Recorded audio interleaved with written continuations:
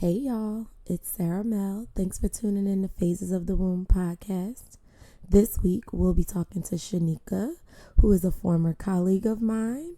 She's also a nurse practitioner, a doula, and the owner of Labor and Love.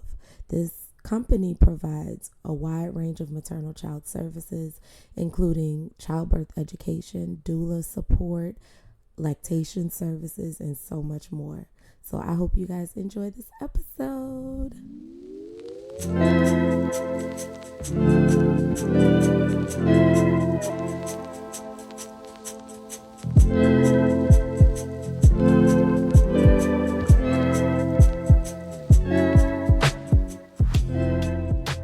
All right, so I'll have you introduce yourself.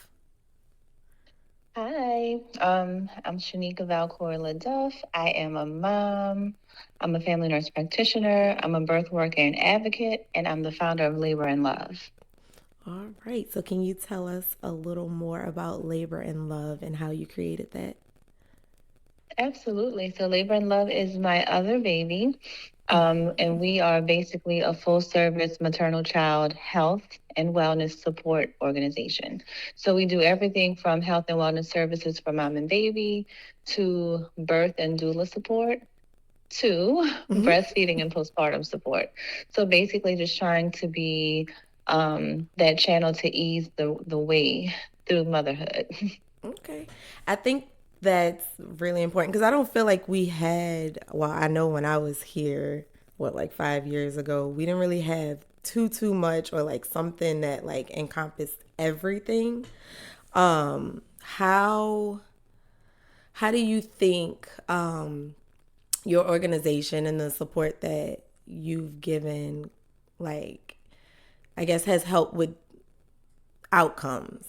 Like most people didn't know about doulas. I feel like it's becoming like more of a well-known thing now. And do you feel like you're seeing like a change in how people are birthing and how they're being cared for? Absolutely. So it's funny that you say 5 years ago you didn't remember anything like this being around because we are 5 years old this month. So that's just so funny. But so when we started out, it was basically like these support groups kind of just talking, didn't really know where the work would go. But of course, with the state of maternal child health in the United States, but more specifically in Louisiana, work just became more serious. Yeah. And we just hit the ground running. And so actually we have been going from just doing the fun groups to actually tracking statistics and data with the work that we're doing. And we have absolutely been seeing differences in not only the birthing outcomes, but the postpartum outcomes, which I think is even more important. For sure. Women are having more empowering experiences overall. They're breastfeeding longer, which is something we need for our moms and our babies because we also have infant mortality issues in Louisiana. Moms are having lower incidence of postpartum depression or mood and anxiety disorders. We are helping to decrease interventions during the labor experience and decrease C-section rates by promoting, all the things that doulas do. So upright movement, hands-on support, helping with those comfort techniques, just having someone with you that entire time throughout that experience of labor to advocate for you, to support you, to comfort you. And it really has been making a difference. That's really beautiful and it's so needed. I was just talking the other day with some coworkers because while I'm working on the clinic side right now, it's completely different than what like I usually do with labor and delivery. And I don't know what it is about those few minutes just sitting in the office, but I feel like it's becoming more. I don't know if I'm not going to say it's more prevalent. It probably has been a thing, but more people are talking about their experiences with depression and anxiety, whether it be intrapartum or postpartum. And I feel like that's something like the resources are lacking. It's like, especially in Louisiana, it's not talked about. And like having that one postpartum visit at 6 weeks just isn't enough.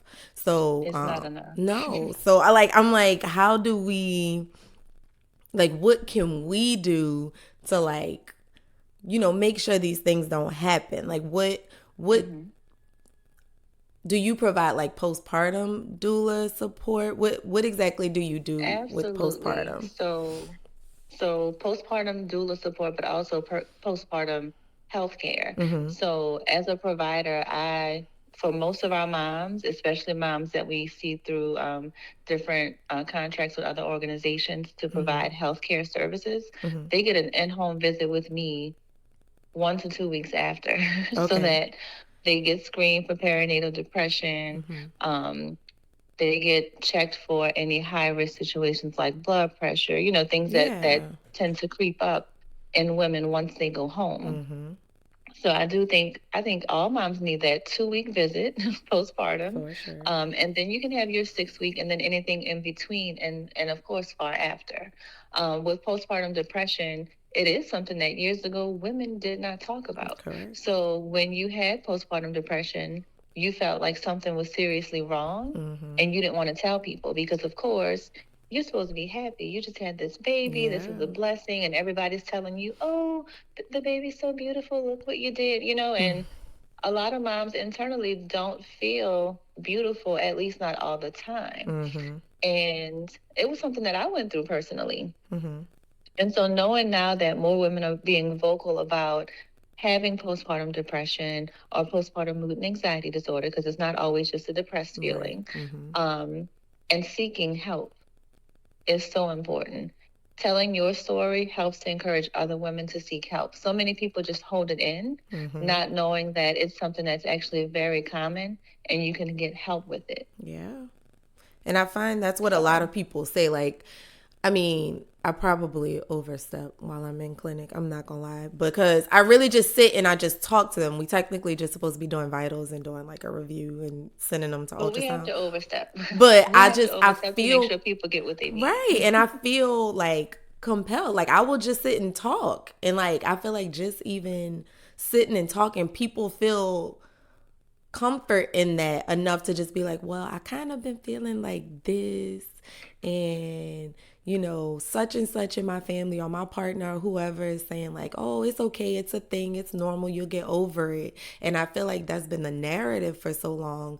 And what I was saying the other day was, it's not that I don't like to use the phrase like it's normal. It's not that it's normal. It's just a lot more Mm-hmm. prevalent, and you're not the only person that experiences it. And you have Right, options. Like, you don't have to stay in that, you know? right. It's common, not normal. Right, A lot of exactly. things are common, but not normal, and it's Exactly. important that we make those differences. Yep, I agree. All right. So, one of the questions I wanted to ask you, because I get it a lot, when I tell people I'm a midwife, they ask like, what's the difference between a midwife and a doula? What would your Yeah. definition of a doula be? A doula, and this is an awesome topic because people really don't know the difference. Mm-hmm. A doula is there to support moms, partners, families, emotionally, physically, and educationally, Mm-hmm. to advocate for you or prepare you to be an advocate. The most important thing I want people to know about doulas is a doula does not provide medical care.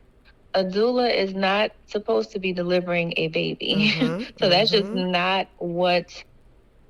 not what it is. Yeah. A midwife is I mean, well, but I'm Yeah. I'm saying it for the people. A Mm-hmm. midwife is a medical professional who is licensed to to diagnose and treat Mm-hmm. medical conditions to actually deliver a baby. Like they're trained, they're licensed to do that. Mm-hmm.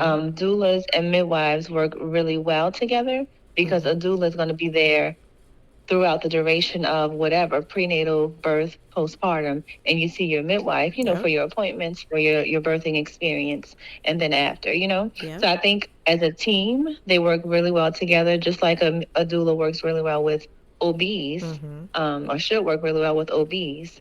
But a doula is not a medical professional, even when they are. So, like, if I'm working as somebody's doula, Mm-hmm. I'm a doula. So I'm not supposed to be checking your blood pressure. I'm not supposed to be, doing anything medical. Yeah. And I think people need to know those clear lines, because some doulas do work in the medical field and they may be a doula on the side or something like that. Mm-hmm. But doula work does not include medical care. Beautiful. Because I try to explain, and like I can only explain from my perspective and what I've seen and what I know. But as both a medical professional and a doula, I felt like you would have, a better definition than I would. Right. All right. So, you provide pregnancy and birth education? Oh, absolutely. Why do you feel like that's an important piece? I know why I feel like it, but why do you feel like providing that outside of just, regular prenatal visits or, just those regular visits? Why do you feel like outside of that, labor education and pregnancy education is important?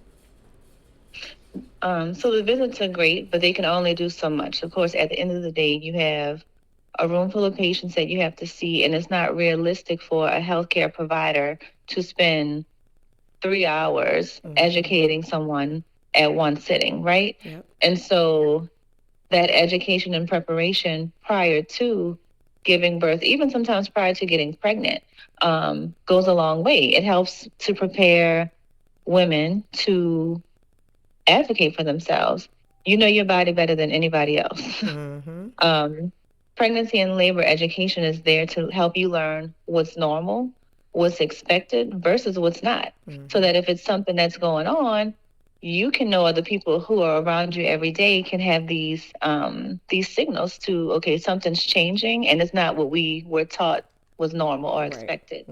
And then it also helps with going into the birthing process, helps you make the best informed decision, so that women can be empowered when they go into the birthing experience and even the postpartum experience. If somebody tells you, okay, you can expect to have the baby blues, and this does not mean you have postpartum depression, women would know that, and they would feel a lot better when those first 2 to 3 weeks they start having these emotional ups and downs. You know the saying, when you know better, you do better. Right. So that education and just preparing people goes a long way. And it's not just for the women, it's for their partners, for their families, so that we can all work as a community to improve everything. Yeah, and that's another thing too. I feel like something I've heard just over the years, like just from support people and partners, that they don't feel included. They don't feel like if they go to the visits, they're included in a conversation or what's expected of them, and whatever. So that when they come into a birthplace, they don't know what to do. They don't know how to advocate for the birthing person when they're experiencing something different than what they expected. They can't step up and advocate for them because they don't know any better. So I definitely think it's important to not just educate the pregnant person, because when they go home postpartum, like if they don't have services from you postpartum and they waiting for their 6-week visit and they start experiencing symptoms of like preeclampsia or postpartum psychosis or something like that, and they can't recognize it on their own, at least the people around them can be like, I feel like they told me that if this and this happens, maybe I should call somebody. You have everybody educated, not just like one person. You tell them a couple things for 15 minutes in a visit, and it's like, you expect people to remember all that? That's not happening. You need multiple people involved. So even with breastfeeding, if you think about in particular the Black community, I know for myself, I wasn't breastfed. And so unfortunately, in my case, I didn't do the classes with my families. I was the one educating my family on, like, this is why I need to do this, and this is what it's supposed to look like. But I knew everybody doesn't know. So I feel like even when you get home with the baby and you're trying this breastfeeding journey, and you need that support, you need that emotional support, you need people to help you and know, hey, let's move the baby a little bit, let's adjust your latch. Your family should know a little bit of something about what's going on, because they're going to be the ones with you when you're going through this moment. So I encourage pregnancy education, labor and birth, and then also postpartum and breastfeeding. Like, you can get this education and prepare so that this may not be the easiest journey just for those couple weeks. But once we get over those hurdles, it's gonna be just fine. Yeah. You just need that support, stay committed, and you need people around you who are gonna feed to that. Mm-hmm. And I feel like education is like the thing that makes or breaks, I feel like, most of these situations, because you can sit there, like, for me, for example, I'm with somebody 2 hours postpartum, like, as a labor nurse. And, I can tell you, like, this is normal, this is normal. And then when you do this, this can happen, whatever. And then you go home and it's like, but I don't know what happens next. And I don't feel like you eating enough. So I quit. And you don't have anybody else, like, reinforcing anything. You just don't Right. know any better. And you're like, well, I don't know what I'm doing. My mama didn't breastfeed me. She don't know how to help me. So it's Mm-hmm. just, I don't know. I just feel like education is like the big thing for me right now. Like, with It really is. everything, all aspects of just pregnancy, labor, postpartum, all of that. But um yeah, let me see. So to switch gears, I know you have a kid. I was wondering, were you already working in labor and delivery when you had her? Yes. Okay, sorry. um, I worked in labor and delivery for about 5+ years before I had her. Okay. Um, so of course I was an expert, right? Mm-hmm. This is what I do. I help women, I support women. So yeah, I felt like I got this. I don't need, that's why I said I didn't do any classes or even anything with my husband or my family, Mm-hmm. because I felt like, why do I need somebody else to teach us when I teach people? Like, this Right. is what I do. So Right. I got this. That was so wrong. That was probably the worst decision ever, because Really? not only did I need that extra support, I feel like my husband could have used a little third party, Yeah. outsider Yeah. to give him a different perspective Mm-hmm. to support me. My family could have used a little bit of different education as well. And Mm-hmm. so I also did not seek a doula or other support, Mm-hmm. because I felt like, again, this is what I do. I support women. I help them through this. So why would I need someone to help me? Yeah. That was wrong. Mm-hmm. Um, so yeah, working in labor and delivery for years before, it also just made me feel like, although I was experiencing my pregnancy Mm-hmm. and it was rough, I was experiencing a rough pregnancy. Mm-hmm. um, I knew too much and I tried to be so much. So I was having this inward experience, but I was also looking at it with an outward lens, you know, like I was the supporter or the provider for myself. Right. And that was just, it wasn't a good thing. Yeah. If I could go back, I would definitely do all the things, the classes. I would absolutely have a doula. I think every woman in the world deserves a doula. I cannot wait until that's a reality, that everyone gets a doula. Yeah. Um, but yeah, my biggest mistake was not seeking additional support. Okay. Yeah, I think about that, like, when I'm at work sometimes, and, like, while I was in, especially while I was in school, I'm like, whenever, if ever my time comes to have kids, I feel like I'm gonna be a basket case, because I'm gonna be thinking about, like, all right, so I know this could happen. Do I have this? Do I have to do this? Well, why didn't they do this? Like, should you do this? Or, Hmm. like, if I had already told myself, if I don't know, I never had a contraction before in my life, but in my mind, I could deliver at a birth center in my mind. So I'm like, if I deliver at a hospital, I'm gonna be so stressed about the monitor. I'm gonna be watching everything. I'm gonna be like, why are we having D cells? What are we doing? Um, Exactly. but Exactly. I feel like it's so hard, like, I feel like, to get out of that space when you are an expert in your field, but then you're experiencing what you teach people about and what you do pretty much every Hmm. day. I feel like it's so hard to get out of that. That's one aspect I can't tell you how to do that, because I couldn't do it myself. But I do think I think you would do great birthing at a birthing center, and I would be there for it I if you would appreciate have that. me. Of course I would. In my mind, I'm telling you, in my mind, I say it all the time. I'm like, I think I could do it. I never had a contraction, but I feel like if I prepared myself adequately, I feel like that would be the least, what word do I want to use? I feel like the least anxious situation I could be in. I feel like if I'm at a hospital, I'm gonna lose it. Like Well, I so see too much, I know too much. I just can't. so you absolutely could get through contraction. It's mind over matter. Mm-hmm. And when you prepare, you know that, and I mean, not preparing as a midwife, Yeah. not preparing as a labor and delivery. When you prepare to be the mother who's in labor, Mm-hmm. and you are taught and your support is there to remind you, get through one contraction at a time. It's only Mm-hmm. going to last about what, 40 to 60 seconds. Mm-hmm. And it's not bad the whole time. Yep. When you have that support and you are mentally prepared, which is key, Yeah. you can absolutely do it. Mm-hmm. I think a lot of people just don't know what to expect. A lot of people go into it with this fear aspect because you see stuff on social media. Mm-hmm. Your family's telling you, "Oh Lord, those contractions are gonna. Oh no, you need some medicine. You can't do Mm-hmm. that." Mm-hmm. And so many women go into it with fear, but this is what your body's made to do. Yeah. I agree. Yeah. And it's beautiful. It's really beautiful. I mean, I'm a birth nerd. I love it all. Same. Same.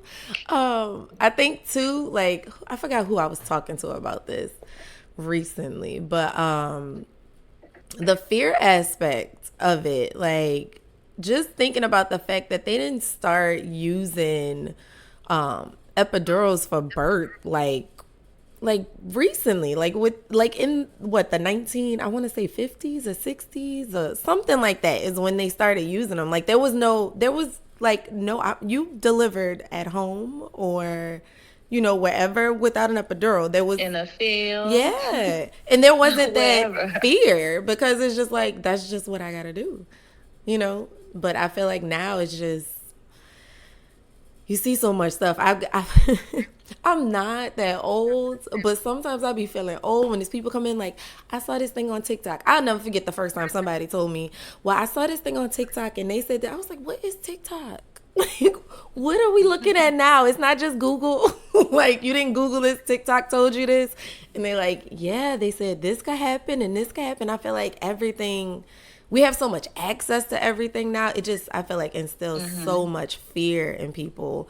And we forget, like, I mean, it's a natural process that's been happening since the beginning of time. Like, Yeah. you can do it. Things happen and you roll with it, but for the most part, most of these situations are normal and you can deliver Right. normally, So, What you're saying about TikTok and all the access to information reminds me of when people say, like teenagers, when they don't know anything about sex and, mm-hmm, things, and instead of going to the right source to get the information, they get it mm-hmm, from social media, Google, their friends, yeah, and they get this information overload and they still mm-hmm, don't know what they're doing yep, because they didn't go through the proper channels. And it's the same thing. I mean, TikTok, I don't have a TikTok because I just don't have time. I feel like it would be very consuming. yes, But I'm on Instagram and things like that, and I see some of the things that are out. Some information is very good and reputable, mm-hmm, but some of the stuff is like, child, yeah, you need to talk to a professional mm-hmm, because you may be being steered in the wrong direction. mm-hmm, And whatever is right for you is right for you, but make an informed decision. Have it educated and have it stand on some science or something real. yeah. Cause I've gotten, I have friends like for years. I'll have friends that are pregnant or people that I don't even talk to, but like know either through social media or through friends that'll like message me and they're like, I saw this post and this is what they said. Like, what do you think about this? And I mean, some stuff is like amazing, but some stuff I'm just like, Mm-hmm. where did you get that from? Like, what? Like, that's not true. Like, where do people get these things from? But I feel like that's also like, I tell people it's like Google reviews. Like when you start looking up stuff or people start giving their opinions on stuff, most things that people are giving are really good or really bad. The things that are like most common and most normal that happen more often than not, most people don't talk about. But you're gonna get something that's like super exaggerated either on the good end or the bad end.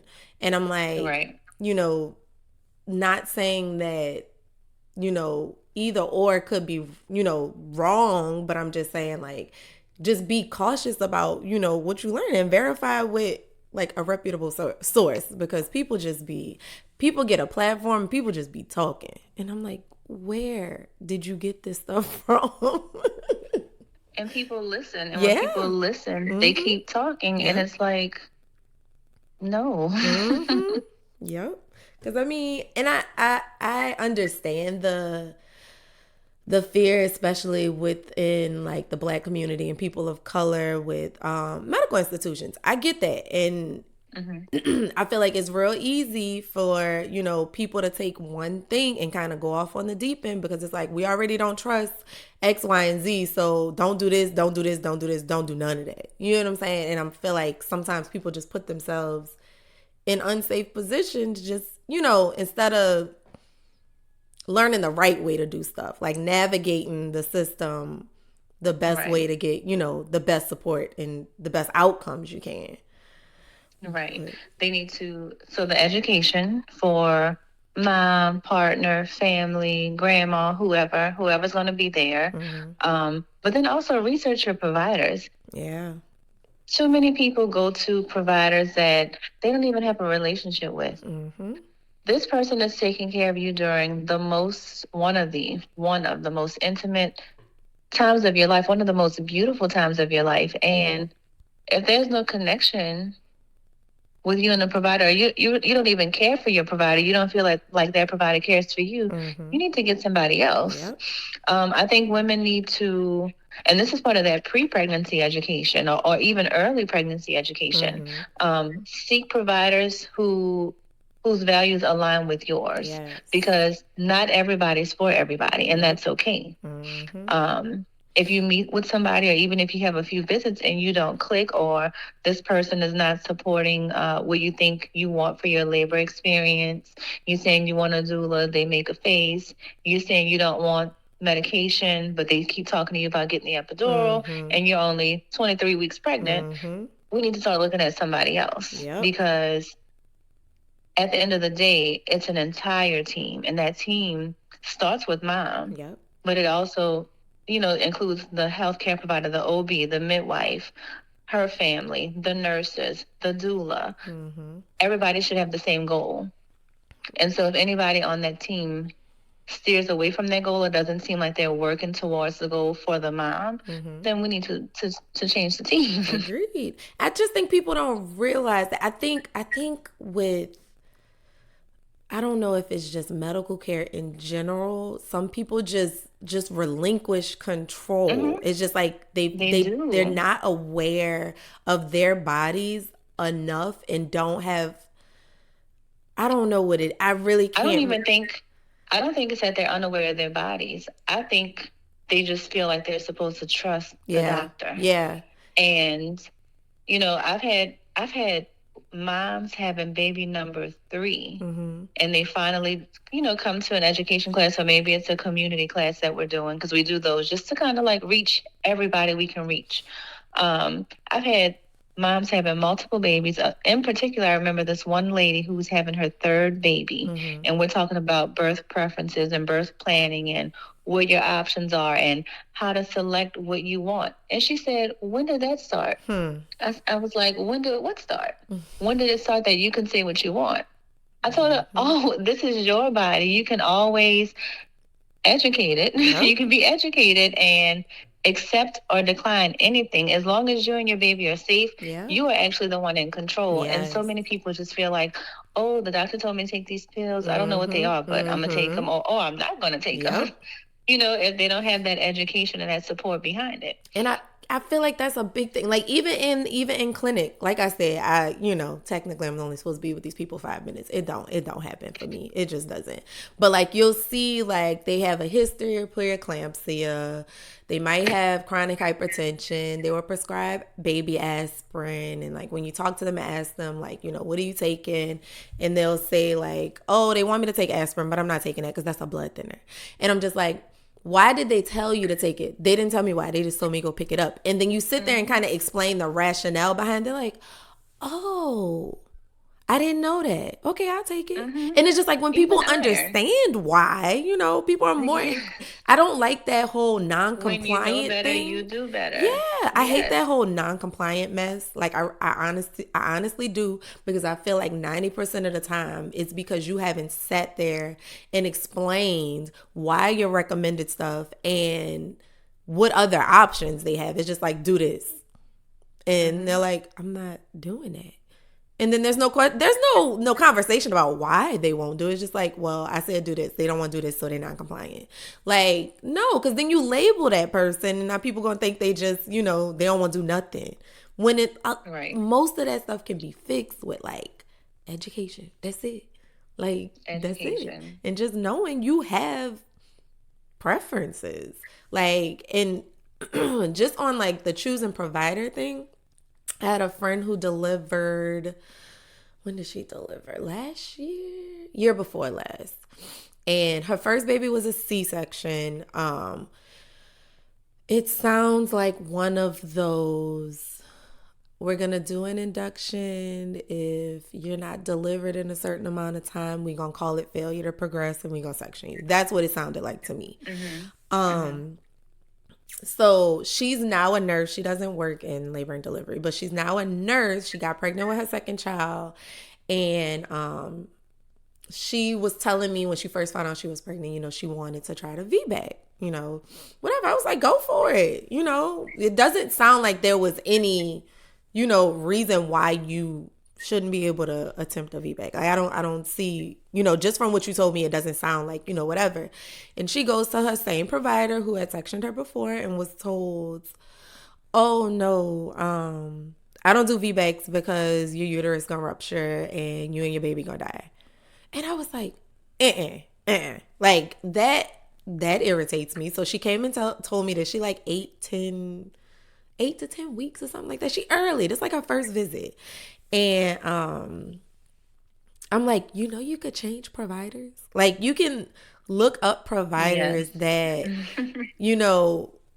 will do VBAC. Yeah. Yes. I'm like, you can do that. And she was like I could just switch. And I was like, yeah, it's your pregnancy. It's your right. It's your body. Exactly. It's your baby and it's your experience. Exactly. So of course we're gonna have to talk offline about this because I want to know who that provider was. Oh, it's not here. It's not in the state. It's not here. Okay. I've had women tell me that they were going for a VBAC with the same provider who did their previous section, who knew they were going, who knew they wanted to do a VBAC, and seemed like they support the VBAC, and then when it comes down to term, starts talking about scheduling a C-section. Yep. And it's like, wait, what happened to? Sorry, y'all, my baby's coughing in the background. It's like, what happened to all these conversations we were having before when you said you were for a VBAC, but now that I'm 36 weeks, you want to start talking about scheduling a C-section in 2 weeks, Yeah. And even then, you have rights. I mean, people just don't realize that you always have a say. Yeah, exactly. And like the same girl, she literally found a provider in the same group who specialized in taking all of the VBAC clients because she wanted to support VBACs. She went into labor and delivered on her due date. Like with no induction, nothing. She just went into labor, delivered vaginally, no complications on her due date. And she was like, I felt great because I just wanted that opportunity. I didn't feel like I had that opportunity before. And, I just wanted the opportunity. And she was like, yeah, honestly, I would not have gotten that opportunity if I didn't know I could switch providers. And I'm like, it's your experience. Like, yours. You can fire a provider. You can do whatever you want, honestly. I tell people that all the time, especially like in labor. If I'm their nurse, like I tell them like, what is it that you want out of this? What is your priority? Because I Look, feel like I don't get a you lot. can fire. Huh? I'm sorry. I'm sorry to interrupt you. You can fire a provider. You can fire a nurse. Yeah, If you are exactly. in that Yep. hospital and you feel like you are not being taken care of the way you need to be taken care of, you can ask for somebody else. And it's well within People your need to rights. really know their rights. Yep. That's the papers they sign when they check in. Your patient rights. Yeah. It's on there.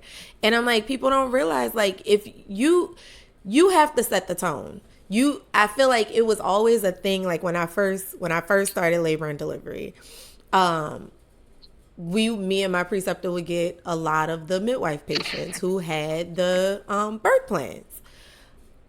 My preceptor was all for it. So it never made sense to me, the conversations that would happen on the unit, like, oh yeah, they got a birth plan, they end up in a C-section. I'm like, why are y'all so against people having preferences for their birth? Right. You get what I'm saying?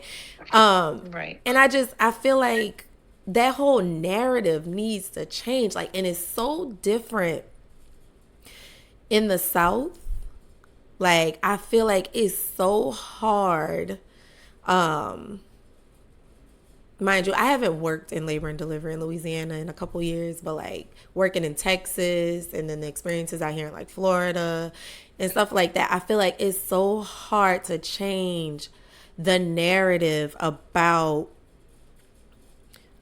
birthing naturally or just birth preferences, because people just think like, this is my job, this is what the doctor want, this is what I'm gonna tell you to do, this how we gonna get here, and if you want to do all these preferences, it's gonna interfere with my job too much. And I'm like, people forget, like, it's not about you. Yes. It's not about you. It's not. Oh, and That's it the irritates biggest thing. me. And I think, so that's something that we just, unfortunately, we probably can't touch that for a long time. The mindset of the people who are caring for the people, because you're either that type of person or you're not. We can do all the trainings and, I don't know. I can talk till my ears and my lips fall off about that. But when you're doing this sort of work, it's not about you. Yeah. This is when it's all about the mom. I'm sorry. And you know, I mean, we've worked together a long time ago, but we've worked together. So you know how I am and I know how you are. It's all about that patient and making her experience the best experience, no matter what you have to do. Yep. You're at work. You're at work. Do whatever you need to do. I'm not gonna lie to you. One of my most amazing experiences as a labor nurse was last year. I was working in Seattle, and my preceptor for a shift, I think, mind you, I'm in Washington. So Washington is very different than Louisiana. I get that. So I go in with the preceptor or whatever, and we got report, and this is what was said, and you can tell when it's not a nurse a part of that staff. Like if they're a traveler, if they're contract, you can tell, because typically that whole unit has a similar mindset about birth. So I go in with my preceptor, and she, cause the nurse gave us report, was like, yeah, she's been, I think she was 8 centimeters. She'd been 8 centimeters for a while. She probably gonna end up a section. I hate getting reports like that, because I'm gonna just try to prove you wrong. Because sis, don't do that. Don't set nobody up. You don't know. Don't do that. Right. My preceptor went in and sat down and talked to her and her husband. Like, what is it that you want to do? What is it that you've tried? Are you open to trying X, Y, and Z? I will be in this room with you until you deliver. We will stay in this room and do whatever we have to do until you deliver, if that's what you want to do. How are you doing? What do you want to do?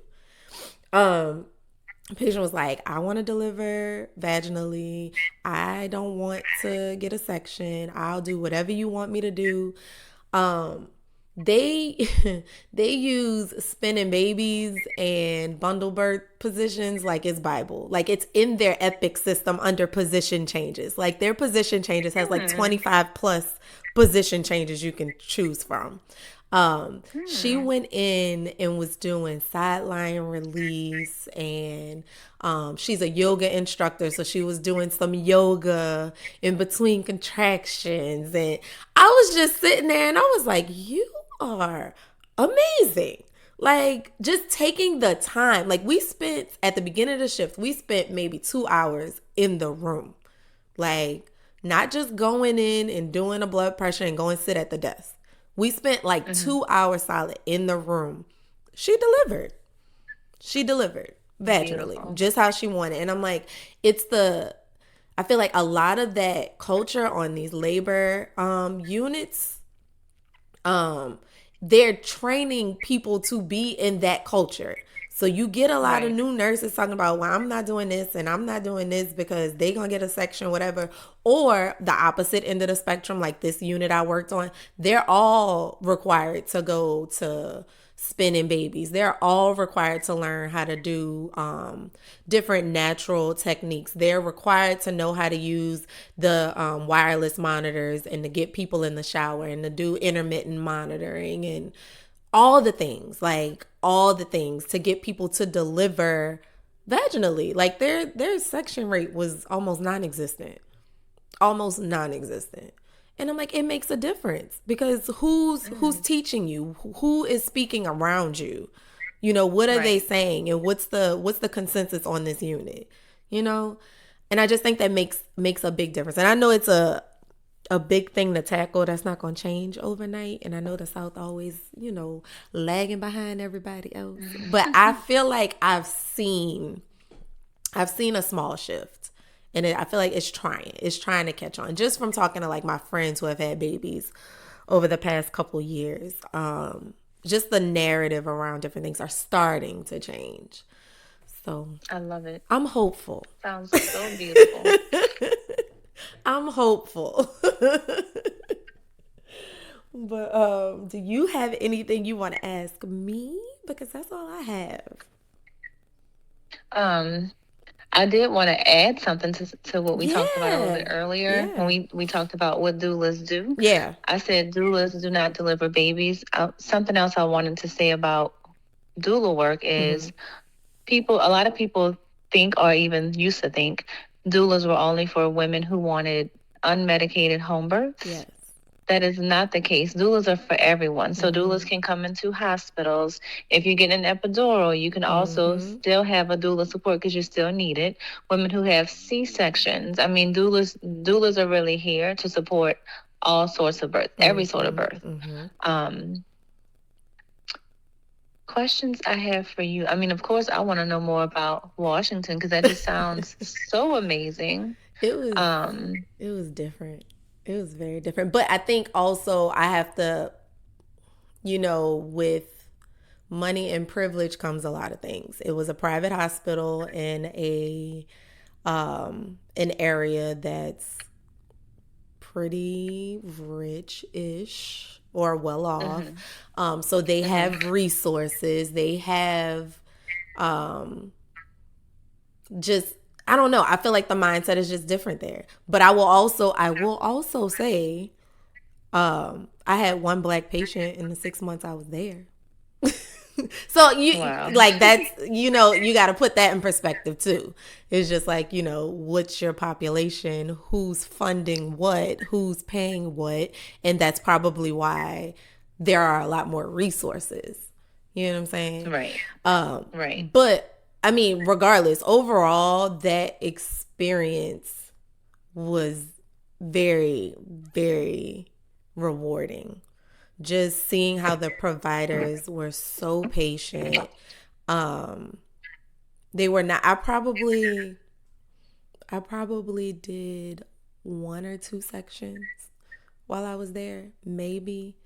They're very patient. I also feel like I get a little leeway because I work night shift. You know, most providers ain't trying to get up and come section people in the middle of the night. So I get a little leeway with like the amount of time I get to like move people around and do this and do that and do this and do that. And I think, I don't know if the providers had to do any fetal heart monitoring training, but I will say I feel like I feel like working, and I'm gonna say Texas just because I have been in Texas more often than not over the past like 3 or 4 years. I feel like there you get a lot of like, she's having lates and blah, blah, blah, blah, whatever. And for me as a traveler, I'm required to have fetal heart monitoring certification to work at these hospitals. Everybody is, right? No, a lot of places don't require it. But I know California for sure. If you have to go to their hospitals, it's required. Texas, some of the hospitals require it. So it's like, I like sat there and learned about fetal heart monitoring on multiple occasions. And I'm like, I'm telling you, this is what's happening. We having recurring lates and, whatever. And you get a lot of pushback. That's not really a late. That's more like a variable. And it's like, but it's not, but I feel like when I was working in Washington, I didn't get a lot of pushback like that. It's like, okay, come show me what you're seeing. What do you think? And like, yeah, I see what you're saying. Well, maybe we should try this. Maybe we should try this position. Maybe we should try that. Versus like, that's not what's happening. Keep going up on the pit. Like, it was very different. It's just very different. Just the culture there is very different. Even California. Some places in California are pretty similar. I just find the West Coast is different. Yeah, so we actually have a team member who came from California, and when she tells us about it, I'm like, this sounds like a dream. Oh, literally. So something I love about you is that you got that opportunity to travel. Yeah. Besides the West Coast, if you could say, and I mean, I don't know if you can say, so if you can't, just let me know. But like, besides here, what would you say is like the best versus the, I don't want to say the worst. I mean, where would you say is most open, besides what you've already mentioned, to like all the things for birthing women versus those with really limited? Where can we do better? Let me put it that way. Like here, where can we do better? What you mean? Sorry. Like, of all the places you've traveled, like, which places, regions, besides, I know here, we're working to improve. We already know what the rates are in our state. And so that's something that we are literally boots on the ground working to improve these things. But what other areas should we look to for guidance? Where would you say, okay, this place besides Washington, I know you mentioned that California sounds like a dream as well, but like, where should we be looking to? And I mean, resources aside, funding resources, if we could, what would you say would be? I think, I mean, honestly, I feel like those two were, Washington and California for me were the standard. I did work in Hawaii this fall, and what I found with them in the West Coast or whatever is that they're much more likely to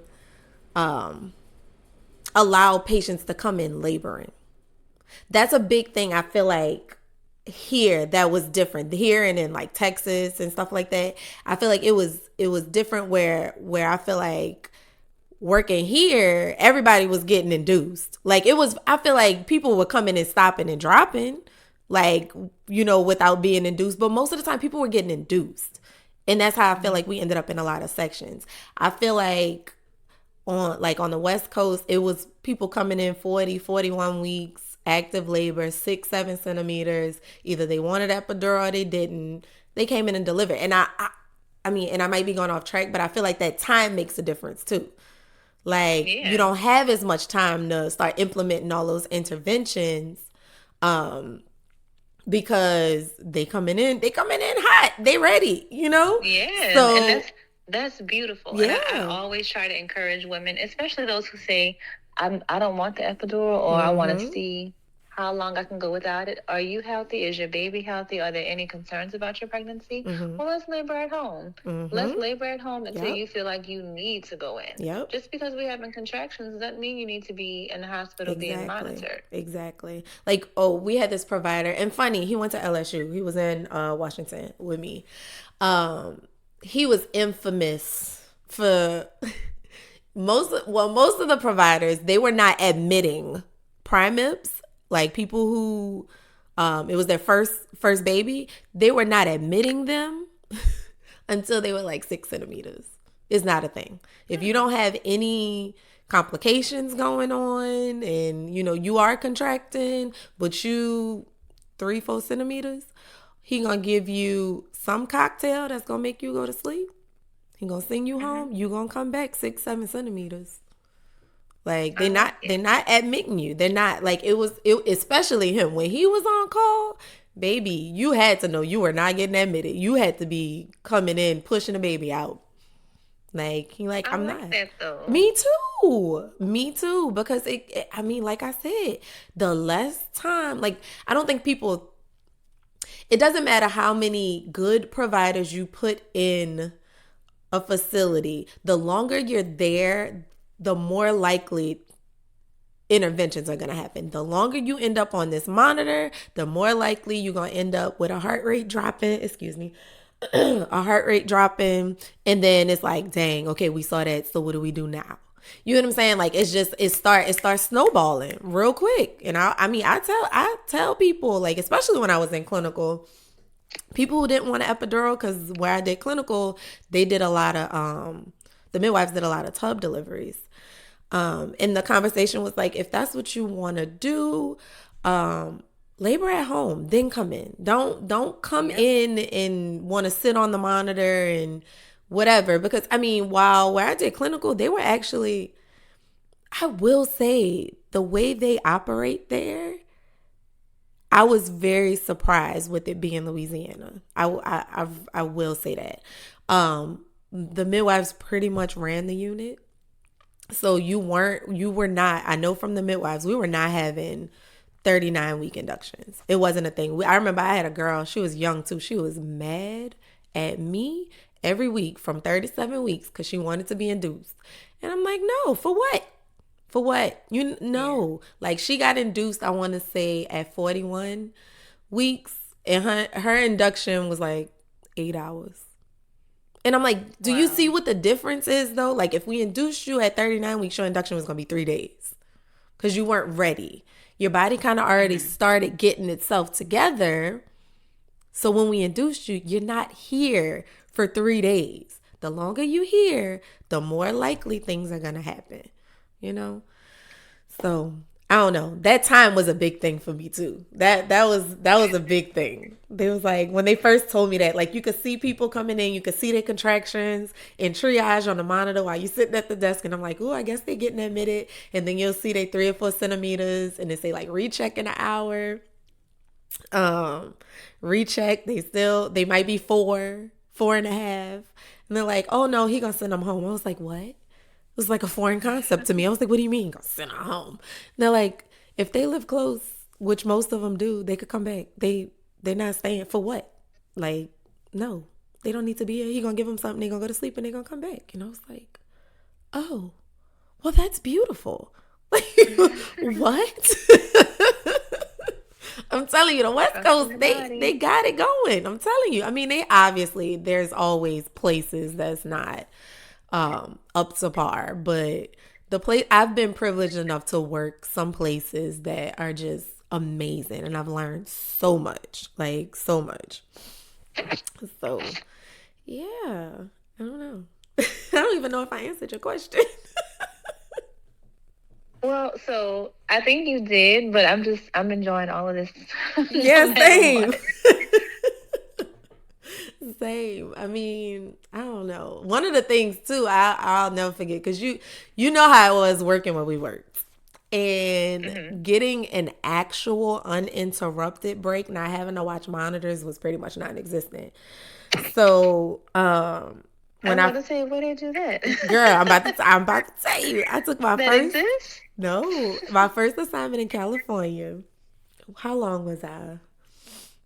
It was, I had been out, I had left here maybe a year after. I had still been working in Louisiana and Texas where you pretty much don't get breaks and you always end up in sections. It's a thing. Well, then I go to California. I was working what was I working? 4 8-hour shifts a week, right? I would get there. I'll never forget this. I got there at 11 p.m. They came to me at midnight and was like, hey, you ready to take your break? I was like, no, it's 11 o'clock. Like, why would I take my break now? And they're like, you have 3 breaks. Like, you have to take, a break before 1. You have to take your lunch, and then you have to take another break before you leave. And I was like, what? Like, what are you talking about? And they're like, you get 2 15-minute breaks and a 30-minute break.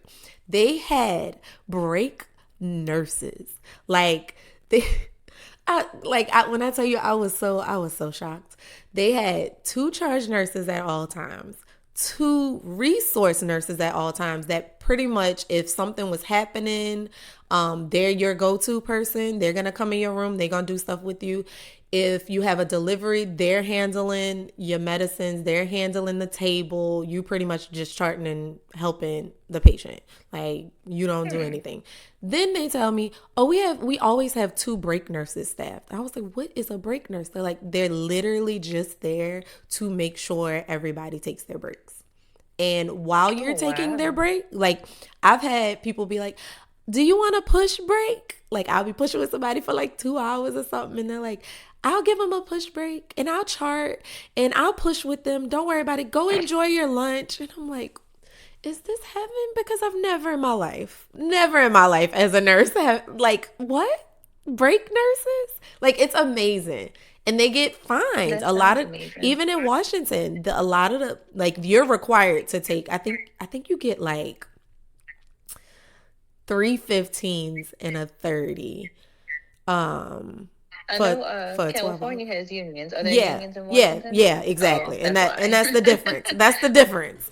These unions make a difference because if you're not taking your breaks, you get to charge them and they get in trouble. Like, they have to pay you, I think, time and a half for whatever time you couldn't take.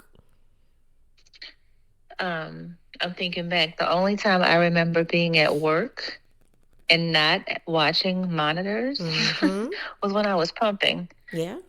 Because you in the lactation room, there were no monitors to watch. And I mean, I had to take that time to feed my baby. But otherwise, you're eating, you're watching those monitors. Yeah. Something happens with your child.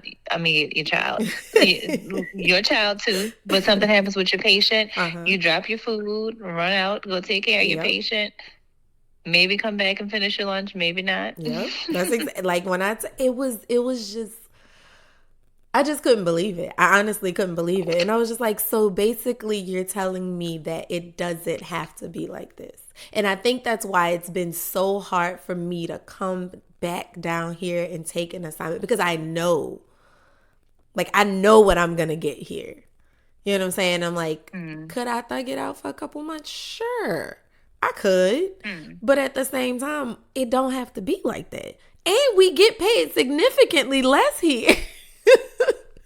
Like, it doesn't make sense. Like, we get paid, like, I was getting paid 3 or 4 times what I was getting paid when I was working here, and was able to work an 8-hour shift and take 3 breaks and not feel like I want to cry at the end of a shift.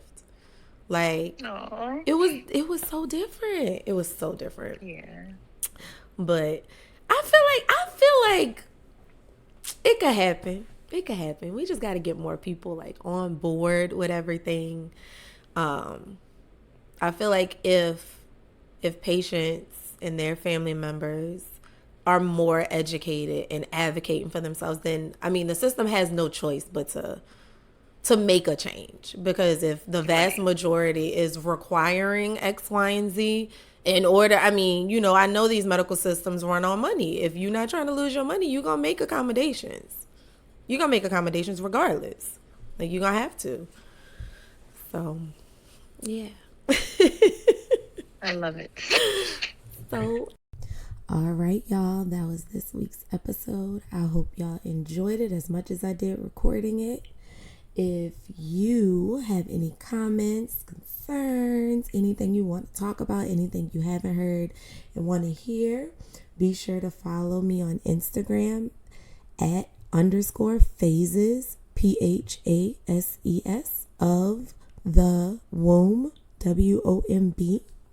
You can send me an email at phasesofwomb@gmail.com. And also, if you want to follow Shanika's page, Labor and Love, you can go on Instagram and go to at labor, LABOR _and _love, LOVE. Thanks for listening. See y'all next time. Bye.